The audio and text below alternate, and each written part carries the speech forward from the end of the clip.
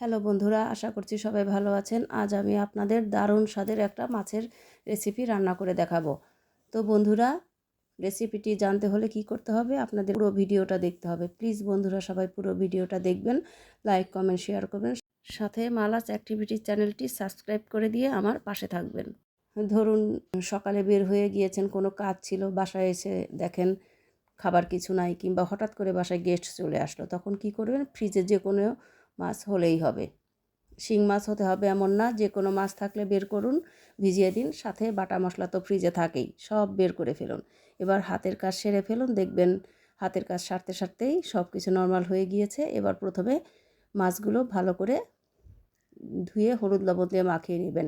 সর্বপ্রথম মাছগুলো ভালো করে ভেজে নেবেন। এবার করবেন কি, একটা বাটিতে সামান্য একটু জলের সাথে হলুদ, লবণ, মরিচের গুঁড়ো 1 চামচ করে নেবেন, সাথে 1 চামচ জিরা বাটা, হাফ চামচ আদা বাটা, 1.5 চামচ পেঁয়াজ বাটা, 1 চামচ রসুন বাটা, সামান্য একটু সরিষার তেল, 2টো কাঁচামরিচ দিয়ে ভালো করে মশলাটা গুলিয়ে 5 মিনিটের মতন রেখে দিবেন। এবার ফ্রাই প্যানে তেল দিয়ে দিবেন, হালকা দিয়ে দিবেন একটু কালো জিরা ফোড়ন, তারপর মশলাটা যে গুলিয়ে রেখেছিলেন সেই মশলাটা দিয়ে দিবেন। এবার একটু চুলা ছোট করে দিয়ে আস্তে আস্তে মশলাটা ভালো করে কষিয়ে নেবেন। মশলাটা একটু ভালো করে কষিয়ে নিতে হবে, যাতে কাঁচা গন্ধটা না থাকে।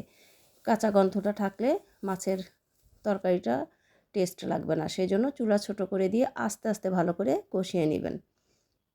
এবার ভালো করে কষানো হয়ে গেলে দিয়ে দিবেন জল, পরিমাণ মতো জল দিয়ে ঝোল ফুটে উঠলে দিয়ে দিবেন ভেজে রাখা মাছগুলো। এরপর আর কিছুক্ষণ সময় জ্বালিয়ে নেবেন, লাস্টে দিয়ে দিবেন ধনেপাতা কুচি।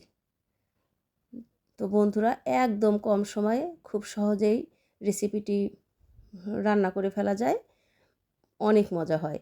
তো বন্ধুরা, গেস্টও খুশি, বাড়ির লোকজনও খুশি। এইভাবে একদিন রান্না করে খেয়ে দেখবেন, সত্যি বলছি অনেক টেস্টি। তো বন্ধুরা, আজকের মতো আমার ভিডিওটা এ পর্যন্তই। আপনারা সবাই ভালো থাকবেন, সুস্থ থাকবেন।